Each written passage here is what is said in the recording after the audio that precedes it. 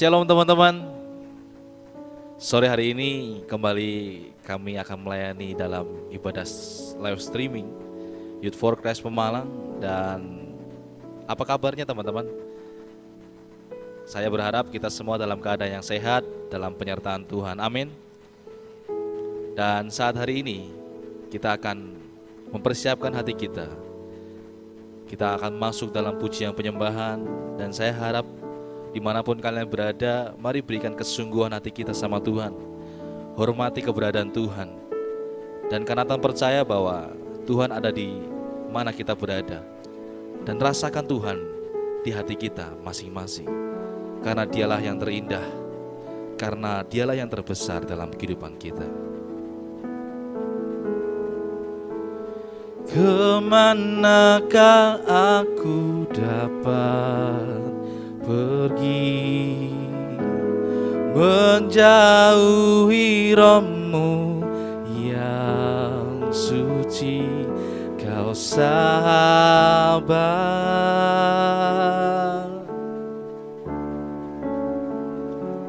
dan kau dekat,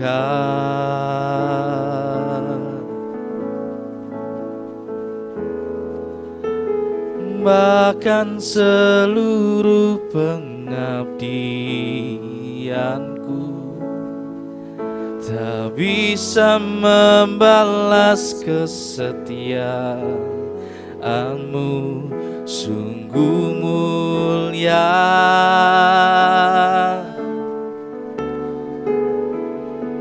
dan berharga.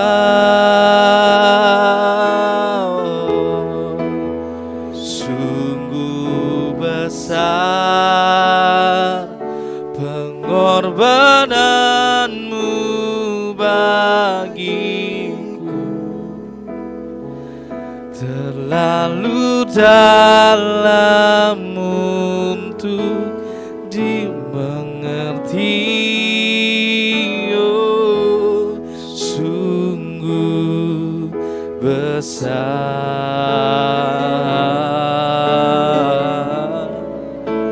sungguh indah yang kau pikirkan tentangku,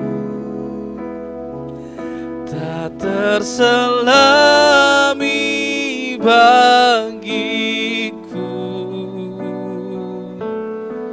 Oh, sungguh indah. Saya mengajak kita nyanyikan dengan kesungguhan lagi. Mari sama-sama katakan, ini kami Tuhan Yesus Kristus. Kemanakah aku dapat pergi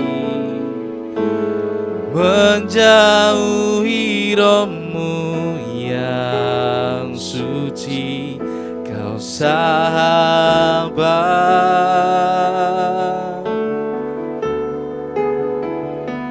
dan kau dekat,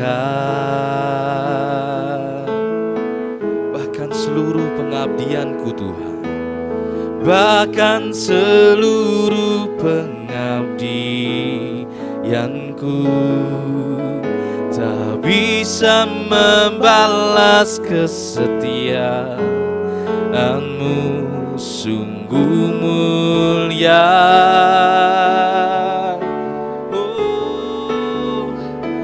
dan berharga, sungguh besar,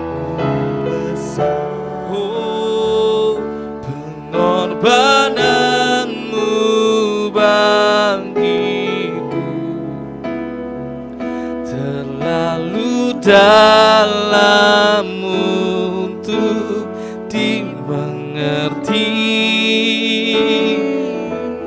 Sungguh besar, sungguh indah yang kau pikirkan tentangku, tak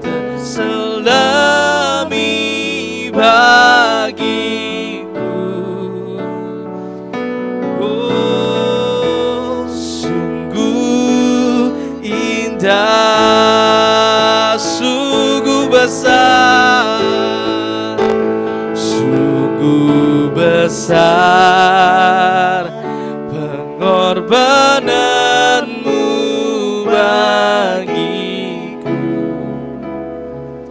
terlalu dalam untuk dimengerti. Oh, sungguh besar, sungguh indah yang kau pikirkan tentangku, tak terselami bagiku. Oh, sungguh indah, sungguh indah, sungguh indah, sungguh indah Tuhan, sungguh indah. Ku sembah Kau Tuhan, Kau yang terindah dalam hidupku. Oh, oh, kasih-Mu sempurna. Oh, Kau selalu ada bagiku Tuhan. Haleluya, ku sembah nama-Mu, ku puji nama-Mu ya Tuhan. Oh, sungguh mulia, sungguh besar nama-Mu ya Yesus. Ku tinggikan nama-Mu ya Tuhan. Oh, haleluya, haleluya.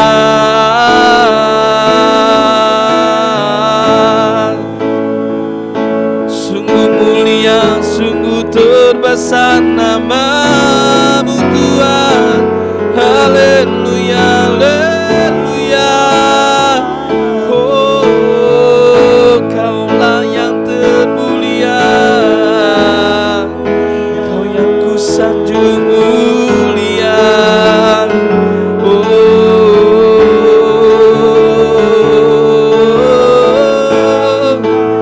Kau Tuhan, Kau Raja kami. Haleluya, haleluya. Ku sembah Kau Tuhan. Haleluya, haleluya. Oh, oh, haleluya.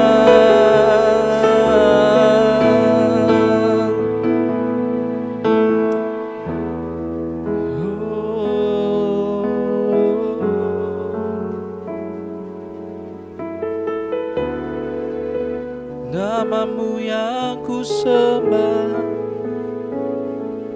Haleluya. Terima kasih Tuhan. Kaulah yang terbesar dalam kehidupan kami Tuhan, dan Kaulah yang terindah dalam kehidupan kami. Tiada nama lain yang terbesar di muka bumi ini Tuhan, selain nama Yesus Kristus yang kami sembah di dalam nama Tuhan Yesus Kristus. Terima kasih Tuhan buat kemurahan-Mu, buat penyertaan-Mu Tuhan bagi setiap kami. Kami tetap percaya bahwa Engkau sungguh baik Tuhan di tengah-tengah kondisi yang seperti ini. Dan kami merasakan bahwa Engkau sungguh baik Tuhan. Dan terima kasih Tuhan, kami sudah naikkan pujian dan penyembahan kami. Biarlah Tuhan boleh disukakan melalui pujian kami, dan itu boleh menjadi dupa yang harum bagi kemuliaan nama-Mu. Berkati setiap anak-anak-Mu Tuhan, dimanapun mereka berada saat ini. Kami percaya kuasa-Mu tercurah, hadirat-Mu boleh Tuhan rasakan setiap anak-anak-Mu yang menyembah dengan kesungguhan hati Tuhan. Karena kami haus, kami rindu jamahan-Mu nyata dalam hati kami. Terima kasih Tuhan, terima kasih, terus berkarya dalam kehidupan kami Tuhan. Dan sebentar kami juga akan mendengarkan kebenaran firman-Mu. Tuhan, pakai setiap kami, hamba-hamba-Mu Tuhan.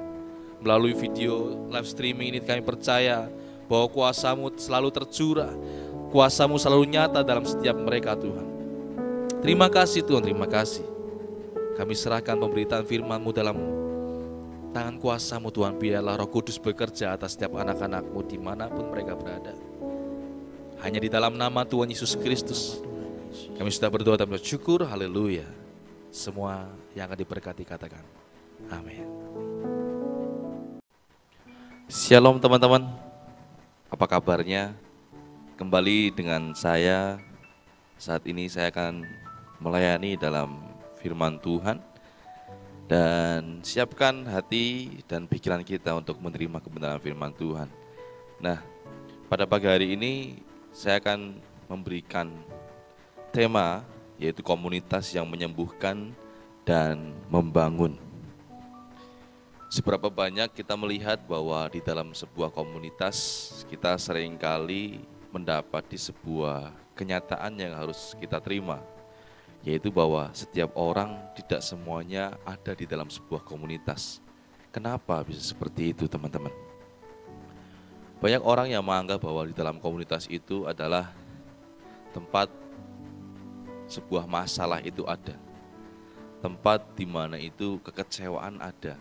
Yang tadinya kita nggak kecewa, akhirnya kita menjadi kecewa karena kita berada di komunitas. Sebenarnya itu hal yang salah. Menurut saya ya teman-temannya, itu adalah hal yang salah. Kenapa? Karena di dalam Amsal 27 ayat 17 mengatakan bahwa besi menajamkan besi, manusia menajamkan sesamanya. Di dalam kehidupan kita, kita menjadi makhluk sosial yang adalah bahwa kita harus saling berkomunitas dengan satu dengan yang lainnya. Dan ini menjadi hal yang harus kita terima, bahwa bagaimana saat besi menajamkan besi, itu artinya bahwa besi itu akan beradu dan makin tajam. Yang tadinya tumpul akan makin tajam dan makin tajam. Karena apa? Saling bergesekan. Demikian pula juga dengan kehidupan manusia, tidak luput dengan namanya pergesekan. Dan di dalam komunitas adalah sebuah hal yang memang itu terjadi. Dan saya mengatakan bahwa komunitas itu adalah tempat kita diproses. Kalau nggak ada komunitas, kita nggak bisa teman-teman sampai saat ini. Dan saya pun menyadari, saya terdidik dari komunitas.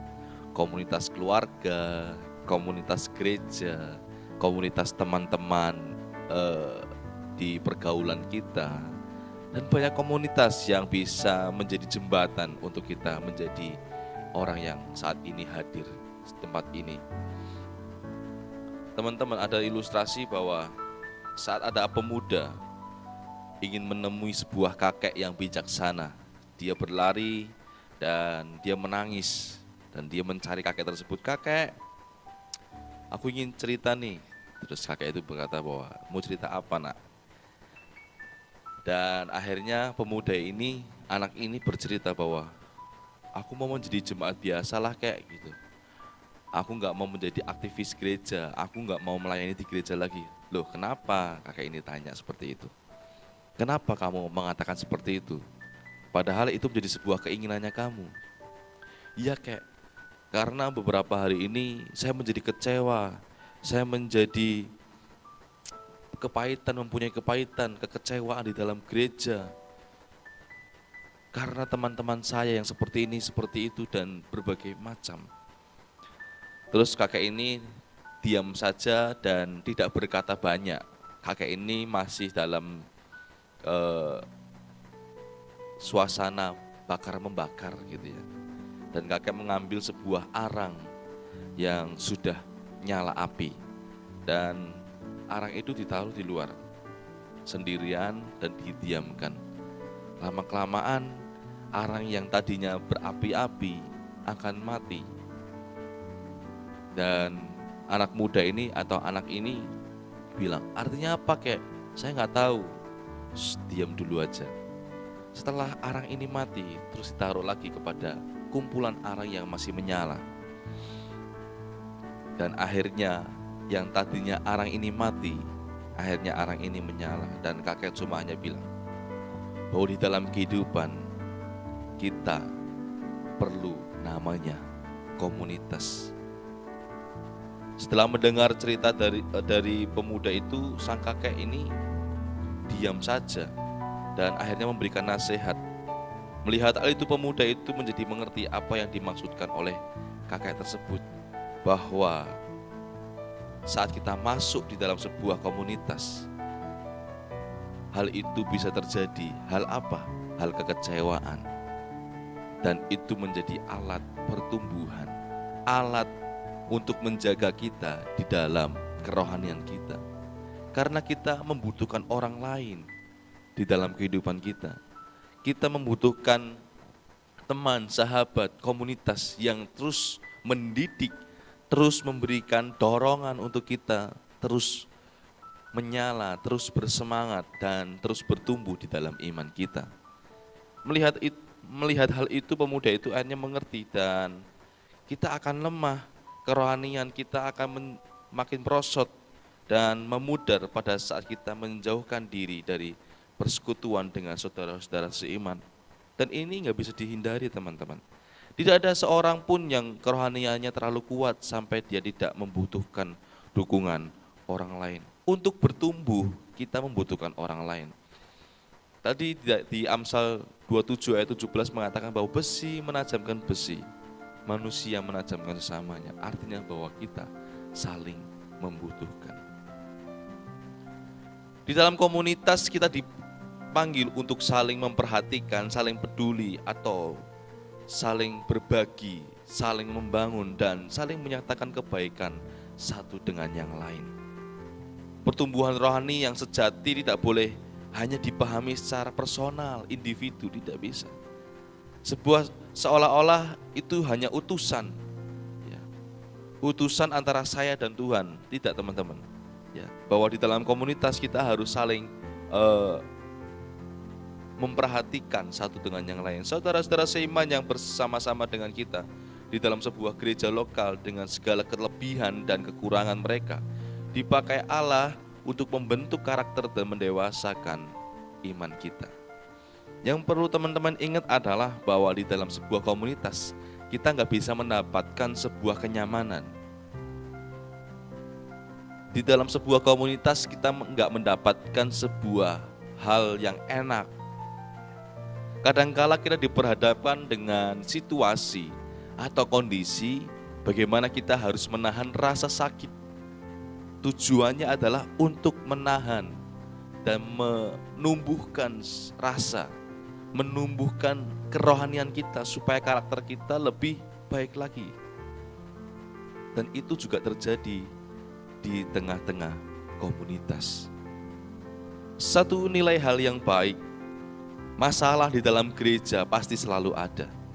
Jangan menganggap bahwa di dalam gereja itu nggak ada masalah.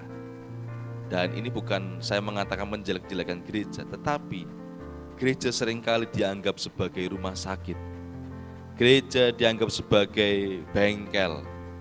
Gereja dianggap sebagai sebuah rehabilitas, tempat rehabilitas orang-orang sakit, orang-orang yang rusak dan sebagainya, orang-orang yang membutuhkan pengobatan. Dan itulah gereja.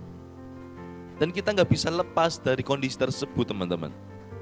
Bahwa kita harus memikirkan hal tersebut, kita harus mempunyai kepedulian antara satu dengan yang lainnya.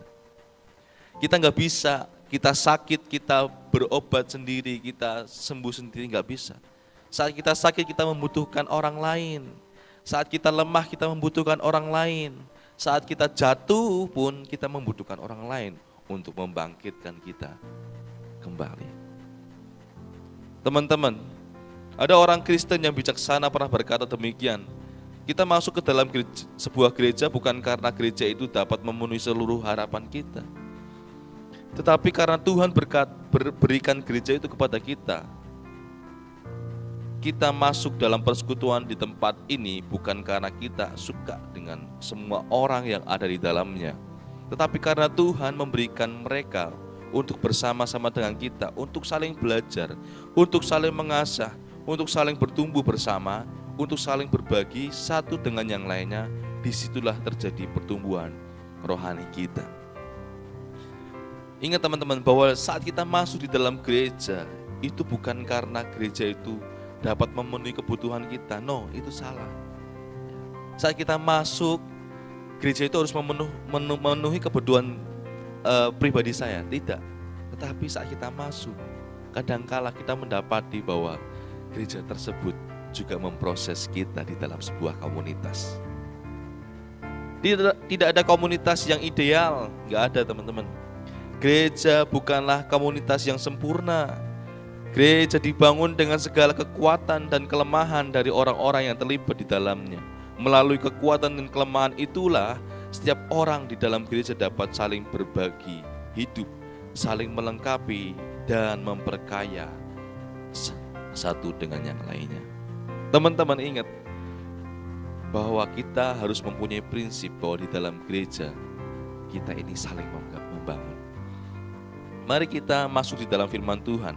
Kita buka ayat firman Tuhan ini di dalam Ibrani 10 ayat 24 sampai 25. Ibrani 10.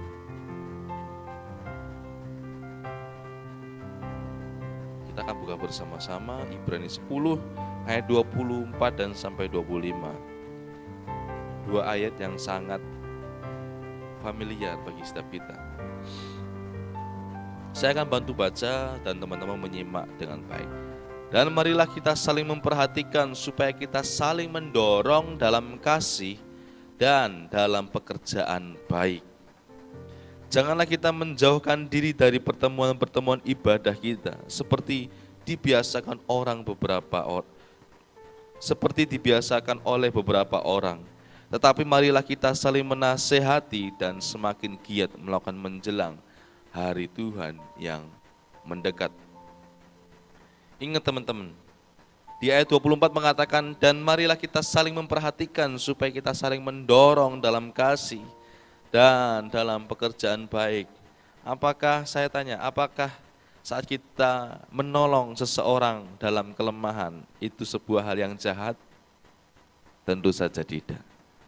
Apakah saat kita menolong teman-teman kita yang membutuhkan kekuatan dan kita memberikan kekuatan dan kita mempunyai kekuatan itu dan kita berikan, apakah itu hal yang salah?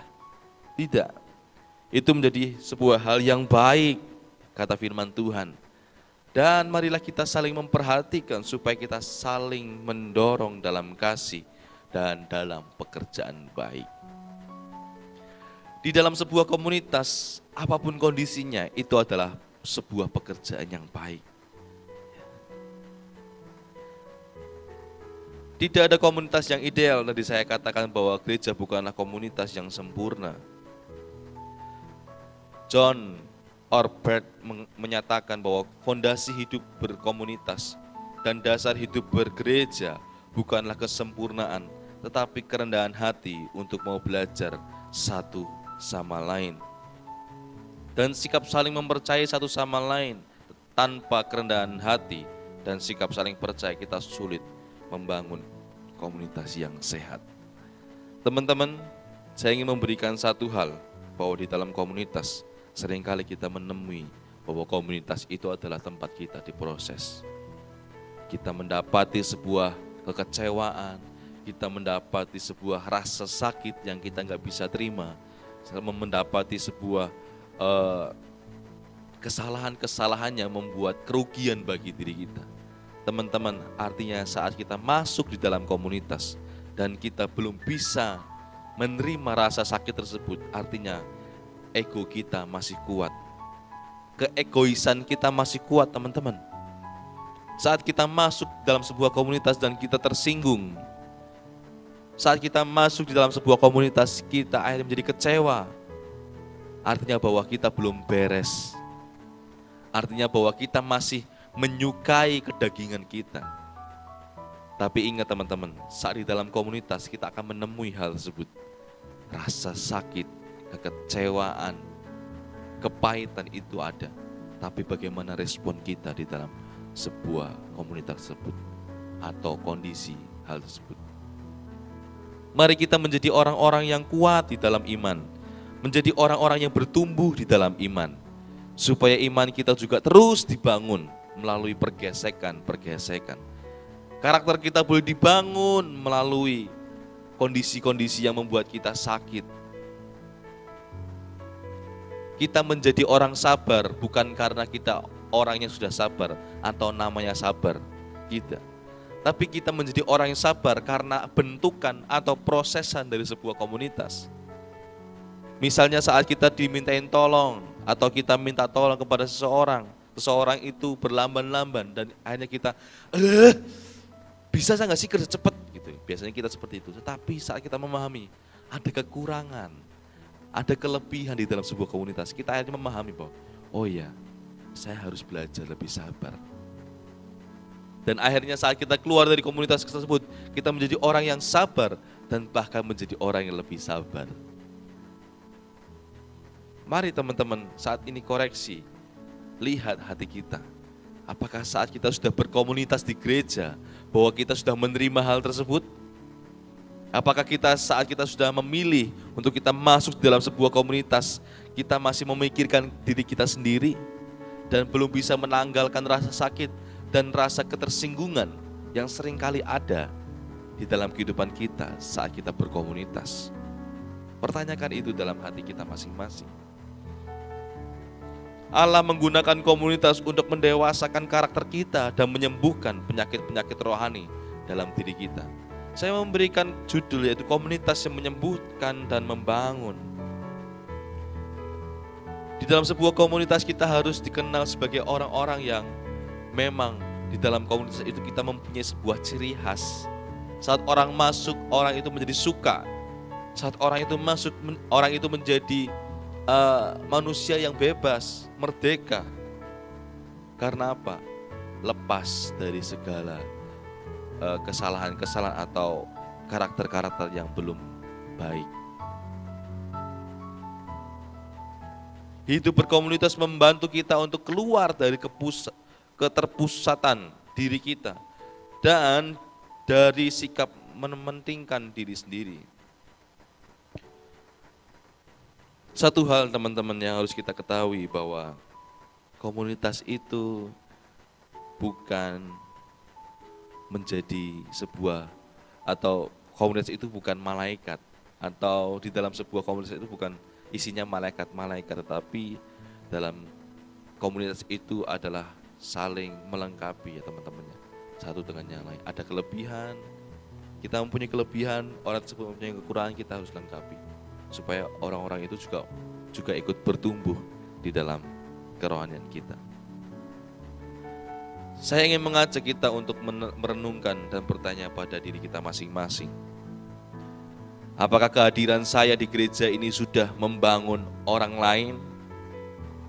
Dan mari kita pertanyakan hal tersebut dalam diri kita masing-masing, dalam perenungan kita pribadi teman-teman. Apakah kehadiran saya di gereja ini atau di gereja manapun kita berada sudah membangun orang lain? Apakah perkataan, sikap, dan tindakan saya sudah membangun jemaat yang hidup bersama-sama dengan saya? Dan itulah yang harus kita pertanyakan. Mari kita berlomba-lomba untuk menjadi pemerhati bagi orang lain. Dan jangan menunggu untuk diperhatikan. Orang-orang di sekeliling kita membutuhkan uluran tangan kita saat mereka jatuh. Membutuhkan uluran tangan kita saat mereka terpuruk. Praktek sederhana yang bisa kita lakukan dalam membangun komunitas yang sehat, yaitu misalnya adalah selesaikan kebaktian umum. Coba kita biasakan setiap anggota, ya anak-anak tempat ini, membangun relasi dengan yang lainnya.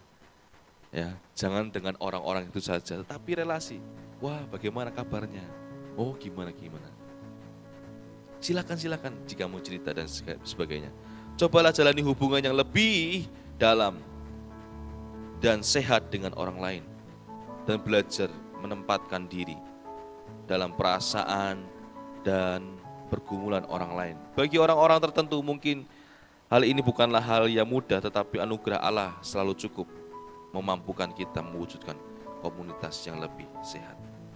Mari kita menjadi komunitas yang menyembuhkan dan membangun, dan pertanyakan, apakah kehadiran kita sudah membangun dan menyembuhkan orang? Karena kita tahu di luar sana banyak orang yang sakit, membutuhkan kesembuhan dan harus dibangun. Ya. Kata membangun itu pasif, dibangun itu pasif. Ya. Rumah itu dibangun, tapi kalau dari perkataan tersebut, rumah itu dibangun, berarti ada orang yang membangun. Tetapi kalau kita saling membangun, artinya bahwa kamu membangun aku membangun kamu. Mari perkatakan bersama-sama dengan saya, aku membangun kamu dan kamu membangun aku. 1, 2, 3. Aku membangun kamu, kamu membangun aku. Dan jadikan itu menjadi sebuah motivasi yang benar di dalam sebuah komunitas. Saat kita memiliki motivasi yang benar di dalam sebuah komunitas, maka komunitas itu akan bertumbuh dengan sehat dan menjadi berkat bagi orang-orang lain di sekeliling kita. Biarlah firman Tuhan pada sore hari ini juga boleh memberkati kita semua. Jangan lupa bahwa kita menjadi orang yang diperhatikan, ya, dan kita menjadi alat Tuhan, yaitu menjadi kepanjangan tangan Tuhan untuk membantu dan menolong orang lain yang membutuhkan kesembuhan dan membutuhkan kebangunan. Terima kasih teman-teman, amin buat firman Tuhan. Biarlah firman ini boleh menjadi berkat buat kita semuanya. Mari kita bersatu di dalam doa. Bapa yang di surga, kami mengucap syukur dan terima kasih buat firman-Mu yang sudah hamba taburkan. Biarlah boleh menjadi berkat bagi setiap anak-anak-Mu Tuhan, setiap kaum muda Youth for Christ ataupun teman-teman yang melihat atau mengikuti ibadah streaming pada sore hari ini. Tuhan, kami percaya berkat-Mu melimpah atas mereka, dan jadikan ini menjadi sebuah rema dalam kehidupan kami Tuhan. Bukan hanya sekedar kami mendengar, tapi kami boleh melakukan firman ini dengan baik, sehingga nama-Mu saja yang dipermuliakan. Terima kasih Tuhan buat komunitas yang Tuhan titipkan kepada kami semua. Biarlah melalui komunitas ini kami dibangun, melalui komunitas ini kami boleh disembuhkan dari segala penyakit-penyakit yang ada di dalam hidup kami Tuhan. Dan biar melalui komunitas kami mendapat sebuah hal yang baik, didikan yang baik, ajaran yang baik, dan kami mempunyai perasaan yang saling peduli, menghargai dan saling membangun. Terima kasih Tuhan, terima kasih, kami mengucap syukur. Berkati setiap anak-anak-Mu, Roh Kudus bekerja untuk anak-anak-Mu. Dan jikalau mereka saat ini mungkin mempunyai rasa keegoisan atau rasa untuk memuaskan diri sendiri, kami tolak di dalam nama Tuhan Yesus Kristus. Biarlah melalui komunitas yang baik ini, komunitas yang sehat, mereka disembuhkan. Mereka tidak hidup bagi dirinya sendiri, tapi hidup untuk Kristus dan menjadi berkat dimanapun mereka berada Tuhan. Terima kasih Tuhan, berkati komunitas yang ada saat ini, yang sudah kami jalani. Tuhan berkati, biarlah kami terus menjadi orang-orang yang terus diproses, dididik, dan kami boleh mengerti apa menjadi nilai-nilai kebenaran firman-Mu. Terima kasih Tuhan, terima kasih.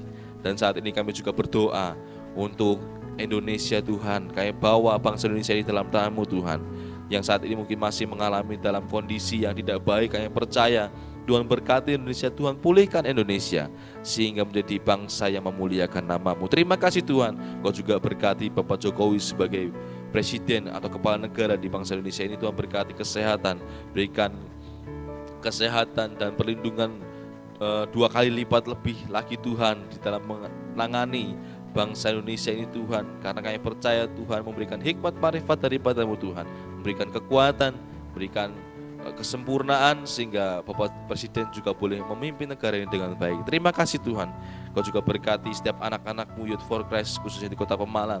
Kami percaya biarlah mereka boleh menjadi orang-orang yang membanggakan Tuhan, menjadi alat kemuliaan bagi nama-Mu Tuhan, dan menjadi generasi-generasi yang membanggakan dan memuliakan nama-Mu. Terima kasih Tuhan, terima kasih. Kami percaya berkat-Mu atas kami melimpah Tuhan, dan Kau juga memberkati setiap anak-anak-Mu Tuhan, berikan kesehatan, kesempurnaan, dan Tuhan jagai di mana mereka berada, sehingga mereka tidak terpapar dengan virus-virus yang ada saat ini Tuhan. Terima kasih Tuhan, penyertaan-Mu selalu nyata dalam kehidupan kami. Roh Kudus, terus ajari kami untuk menjadi orang-orang yang berkenan di hadapan Engkau Tuhan Yesus Kristus. Terima kasih Tuhan, terima kasih. Kami juga bawa untuk setiap kegiatan kami dalam tamu Tuhan, baik Dobar maupun menara doa yang mungkin saat ini masih libur, tapi kami percaya ada sesuatu yang baik yang akan kami lakukan Tuhan, biarlah itu boleh menjadi bukti kasih kami kepada Engkau. Terima kasih Tuhan. Dan kami mengakhiri ibadah streaming kami di dalam tamu Tuhan, biarlah terus Tuhan proteksi kepada setiap kami untuk kami terus bertumbuh dan belajar dan terus belajar dalam kebenaran firman-Mu. Terima kasih Tuhan. Kami serahkan kehidupan kami dalam tamu hanya dalam nama Tuhan Yesus Kristus. Kami sudah berdoa dan bersyukur. Haleluya. Amin. Terima kasih teman-teman yang tetap mengikuti ibadah streaming pada sore hari ini, dan Kanatan mengucapkan terima kasih kepada semua teman-teman yang tetap stay. Dan untuk pengumuman selanjutnya silakan nanti menunggu informasi yang kami berikan di dalam grup YFC atau mungkin melalui media sosial yang gereja punya. Dan untuk hal tersebut Kanatan mengakhiri, dan tetap jaga kesehatan, tetap makan makanan yang sehat, ya, tetap istirahat yang cukup, jangan main terlalu malam, ya enggak. Dan terus jaga iman kita di dalam komunitas kita, dan jadilah berkat dimanapun kita berada. Amin. Shalom, Tuhan Yesus memberkati kita semuanya.